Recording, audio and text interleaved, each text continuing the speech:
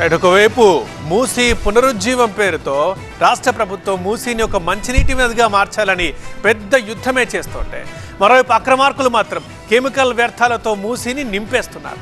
పారిశ్రామిక వ్యర్థాల డంపింగ్ కేంద్రంగా మూసీని వాడుకుంటున్నారు కొందరు. దానికి సంబంధించిన బ్రేకింగ్సే ఇప్పుడు మనం చూడబోతున్నాం.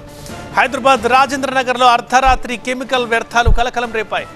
లారీల్లో కొంతమంది కెమికల్స్ని తీసుకొచ్చి మూసీ నదిలో కలుపుతున్నారు. ప్రత్యేకంగా ఓ పైప్ లైన్ వేసుకొని మరీ దారుణానికి పాల్పడుతోంది ఈ ముఠా. ప్రతిరోజు 3 నుంచి 4 లారీల కెమికల్ వ్యర్థాలని మూసీలోకి వదులుతున్నారని అంటున్నారు స్థానికులు. బాపుఘాట్ దగ్గర కెమికల్ వ్యర్థాలని మూసీలో కలుపుతుండగా గుర్తించి అడ్డుకున్నారు పోలీసులు.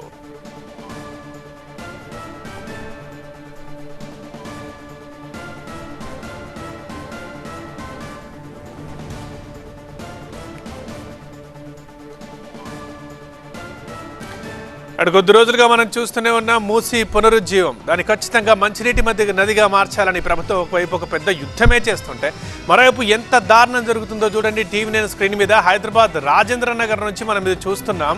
అర్ధరాత్రి కొంతమంది వచ్చి కెమికల్ వ్యర్థాలు, ఆ కెమికల్ ఏంటో తెలియదు, ఆ వ్యర్థాలు ఎక్కడి నుంచి వస్తున్నాయో తెలియదు, వాటి వల్ల ఎలాంటి ప్రభావము ఎలాంటి దుష్ఫలితం కలుగుతుందో తెలియదు నీటిలో కలపడం వల్ల, కానీ నిర్లక్ష్యంగా వచ్చి కలిపి వెళ్ళిపోతున్నారు. సో అది తప్పు పని వాళ్ళకు తెలుసు కాబట్టే అర్ధరాత్రి వచ్చి ఎవరు చూడకుండా వచ్చి ఒక పైప్ లైన్ వేసుకొని, మరి ఎంత దారుణం అంటే భయం లేదనాలా, లేకపోతే నిర్లక్ష్యం అనాలా, లేకపోతే ఇంకేమనాలి, ఒక పైప్ లైన్ వేసి మరి మూసీలోకి ఆ కెమికల్ వ్యర్థాలని కలుపుతున్నారు. మనం చూస్తున్నది బాపుఘాట్, హైదరాబాద్ బాపుఘాట్ దగ్గర నుంచి మనం విజువల్స్ చూస్తున్నాం.